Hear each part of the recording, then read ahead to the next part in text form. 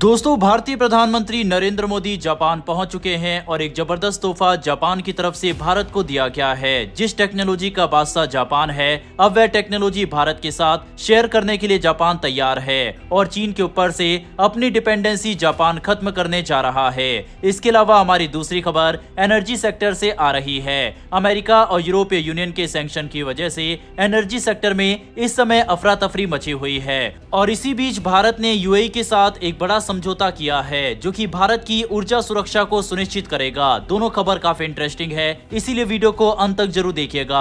पहले बात करते हैं जापान की। भारतीय प्रधानमंत्री नरेंद्र मोदी जापान पहुंच चुके हैं, जहां पर guard of honour PM Modi को दिया गया और जबरदस्त तरीके से स्वागत किया गया। खुद जापान के प्रधानमंत्री ने हिंदी में ट्वीट करके पीएम मोदी का वेलकम किया। वहीं इसके बाद जापान के फॉर्मर प्राइम मिनिस्टर से भी पीएम मोदी ने मुलाकात की और इस दौरान पीएम मोदी ने Bharat Japan joint economic forum को संबोधित किया है। पीएम मोदी ने कहा, भारत की विकास यात्रा में जापान हमेशा एक अहम पार्टनर रहा है। मेट्रो से लेकर मैन्युफैक्चरिंग तक, सेमीकंडक्टर से स्टार्टअप्स तक, हर क्षेत्र में हमारी साझेदारी आपसी विश्वास का प्रतीक बनी है।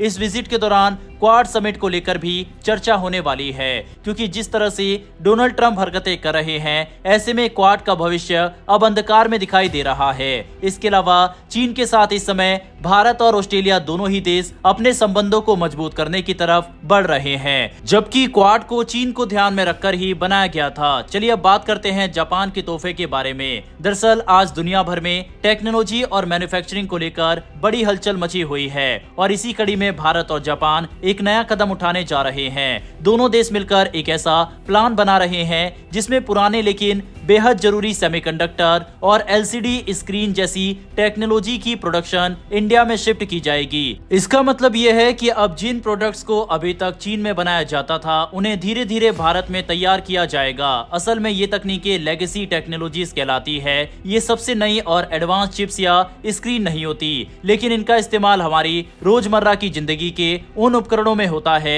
जिनके बिना काम चल ही नहीं सकता। उदाहरण के तौर पर इलेक्ट्रिक वाहनों में वोल्टेज कंट्रोल करने वाली चिप्स, एयर कंडीशनर और फ्रिज की एनर्जी एफिशिएंसी बढ़ाने वाले इन्वर्टर और एलसीडी स्क्रीन जैसी चीजें। यानी ये पुराने टेक्नोलॉजीज भले ही बहुत हाई एंड ना लगे, लेकिन इनकी जरूरत हर जगह है और मार्केट में इनकी डिमांड लगातार बनी रहती है। भारत और जापान का ये संयुक्त plan Japan external trade organisation यानी जेट्रो और भारत के कॉन्फेडरेशन ऑफ इंडियन इंडस्ट्रीज ने मिलकर तैयार किया है। इसे प्रधानमंत्री नरेंद्र मोदी की जापान यात्रा के दौरान घोषित किया जाएगा, जहां इनकी मुलाकात जापानी प्रधानमंत्री सेगुरु इशिबा से होगी। इस विजिट में दोनों नेता आर्थिक सुरक्षा से जुड़ी साझेदारी पर सहमति जताने वाले हैं। वहीं इस योजना के तहत साफ लिखा गया है कि जिन प्रोडक्ट्स का प्रोडक्शन जापान में अब कम हो रहा है क्योंकि चीनी कंपनियां उन्हें सस्ते दामों पर बना रही है, उन प्रोडक्ट्स का उत्पादन अब भारत में ट्रांसफर किया जाएगा और साथ ही भारत में उनकी प्रोडक्शन क्षमता को बढ़ाया जाएगा। इसका दायरा सिर्फ सेमीकंडक्टर और एलसीडी स्क्रीन तक ही सीमित नहीं है। इसमें सोलर पावर उपकरण, स्टोरेज बैटरिया और कंप्रेसर जैसी इंडस्ट्रीज भी शामिल की गई है। भारत इस साझेदारी को लेकर इसलिए भी गंभीर है क्योंकि अभी तक हमारी इलेक्ट्रॉनिक्स इंडस्ट्रीज का बड़ा हिस्सा चीन पर निर्भर करता है। खासकर सेमीकंडक्टर के मामले में हम लगभग पूरी तरह से इंपोर्ट पर टिके हुए हैं। प्रधानमंत्री नरेंद्र मोदी लंबे समय से ये कोशिश कर रहे हैं कि भारत में ही इन क्रिटिकल कंपोनेंट्स का निर्माण हो, ताकि देश आत्मनिर्भर बन सके और चीन पर निर्भरता कम हो। दूसरी तरफ जापान का मकसद भी साफ है। जापानी कंपनियों पर सस्ते चीनी प्रोडक्ट्स का दबाव बढ़ता जा रहा है। अगर वे भारत जैसे बड़े और कॉस्ट इफिशिएंट मार्केट के साथ जुड़ते हैं तो न सिर्फ उनकी टेक्नोलॉजीज का इस्तेमाल जारी रहेगा, बल्कि उन्हें नई जान भी मिलेगी। जापान इस पार्टनरशिप को एक तरह से मौका मान रहा है कि पुराने लेकिन जरूरी प्रोडक्ट्स के बाजार में वे अपनी पकड़ बनाए रखे। इस सहयोग के तहत भारत भी जापान की तरह नए कानून लाएगा जिससे टेक्नोलॉजी लीकेज यानी टेक्नोलॉजी चोरी को रोका जा सके। ये जरूरी है क्योंकि हाईटेक मैन्युफैक्चरिंग में बौद्धिक संपदा यानी इंटेलेक्चुअल प्रॉपर्टी की सुरक्षा सबसे अहम होती है। रिपोर्ट्स के मुताबिक कई जापानी कंपनियां पहले से ही इस योजना के साथ आगे बढ़ रही है। एक जापानी बैटरी निर्माता बहुत जल्द किसी भारतीय कंपनी के साथ समझौता करने जा रहा है ताकि दोनों मिलकर यहां बैटरी बना सके। वहीं एक जापानी इलेक्ट्रिकल मशीनरी कंपनी ने तो तमिलनाडु में कंप्रेसर प्लांट का निर्माण भी शुरू कर दिया है। भारत के लिए ये साझेदारी बेहद बड़ा कदम है। ये न सिर्फ मेक इन इंडिया को मजबूती देगा बल्कि हमें दुनिया के सामने एक विकल्प के रूप में पेश करेगा। चीन लंबे समय से मैन्युफैक्चरिंग का ग्लोबल हब माना जाता है, लेकिन अगर भारत जापान के साथ मिलकर इन लेगेसी टेक्नोलॉजीज को बड़े पैमाने पर बनाना शुरू करता है तो दुनिया के लिए एक वैकल्पिक सप्लाई चेन तैयार होगी। वहीं प्रधानमंत्री नरेंद्र मोदी के इस दौरे के दौरान शिकानसेन बुलेट ट्रेन की डील भी होने की संभावना जताई जा रही है। ऐसा माना जा रहा है कि इसका जो E10 वेरिएंट है वह एक ही समय में भारत और जापान दोनों जगह इंट्रोड्यूस किया जाएगा। बहरहाल बढ़ते हमारी अगली खबर की तरफ। अमेरिका के राष्ट्रपति डोनाल्ड ट्रंप ने जब भारत पर भारी भरकम टैरिफ लगाए तो दुनिया को लगा कि भारत की अर्थव्यवस्था पर इसका गहरा असर होगा।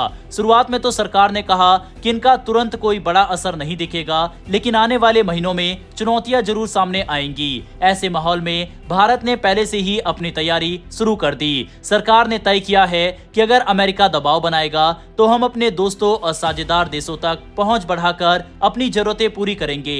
ऊर्जा सुरक्षा भारत के लिए सबसे बड़ी प्राथमिकता है। रूस से सस्ती कीमत पर तेल खरीदना भी इसी रणनीति का हिस्सा रहा। अमेरिका को लगा कि भारत को रूसी तेल से दूर किया जा सकता है, लेकिन ऐसा नहीं हुआ, बल्कि भारत ने यह दिखा दिया कि वह अपने हितों के लिए किसी भी दबाव के सामने झुकने वाला नहीं है। अब इसी कड़ी में भारत ने मिडिल ईस्ट की ओर भी कदम बढ़ाया है। संयुक्त अरब अमीरात यानी UAE के साथ भारत ने हाल ही में एक बड़ा समझौता किया है।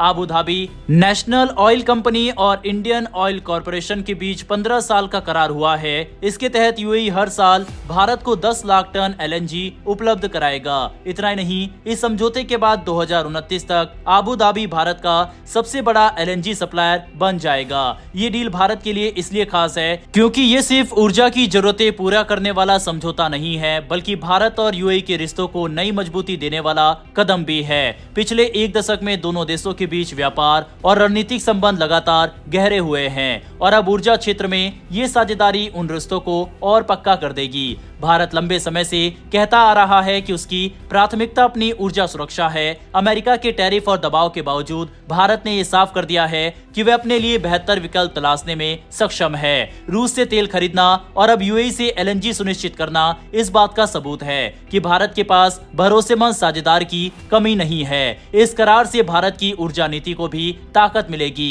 सरकार का ध्यान सिर्फ पारंपरिक तेल और गैस पर नहीं है, बल्कि साफ और टिकाऊ विकल्पों पर भी है। LNG को पर्यावरण के लिहाज से बेहतर माना जाता है और ये भारत की बढ़ती जरूरतों को पूरा करने में अहम भूमिका निभाएगा। आने वाले 15 साल तक इसकी लगातार आपूर्ति भारत की ऊर्जा सुरक्षा को स्थिर और मजबूत बनाएगी। ट्रंप प्रशासन के टैरिफ के बीच ये डील अमेरिका के लिए भी एक बड़ा संदेश है। भारत ने दिखा दिया है कि अगर कोई दबाव बनाने की कोशिश करेगा तो वह नए रास्ते तलाश लेगा। ट्रंप के 50% टैरिफ और रूस से तेल खरीद पर अतिरिक्त टैक्स लगाने के बावजूद भारत अपने फैसले पर डटा रहा। यही वजह है कि अब UAE जैसे देश भारत के साथ खड़े हैं और साझेदारी को आगे बढ़ाने के लिए तैयार हैं। टैरिफ के मुद्दे पर भी UAE, Australia, Japan, France, Germany ये सभी देश भारत के साथ खड़े दिखाई दिए। इसके अलावा रूस और चीन भी भारत के साथ इस मुद्दे पर खड़े हैं और अमेरिका की टैरिफ नीति का विरोध कर रहे हैं। बहरहाल दोस्तों, इस वीडियो में इतना ही। वर्ल्ड अफेयर से जुड़ी काफी सारी इंटरेस्टिंग खबरें आने वाली है। PM मोदी जापान के बाद चीन के दौरे पर जा रहे हैं और वहां से काफी नई डेवलपमेंट आपको देखने को मिलेगी और ये सभी खबरें आपको हमारे चैनल इनसाइट नॉलेज पर दिखेगी। इसीलिए नीचे दिए गए सब्सक्राइब बटन को प्रेस कर बेल आइकन को जरूर दबा लें। फिर मिलेंगे ऐसी एक नई वीडियो के साथ। धन्यवाद। जय हिंद, जय भारत।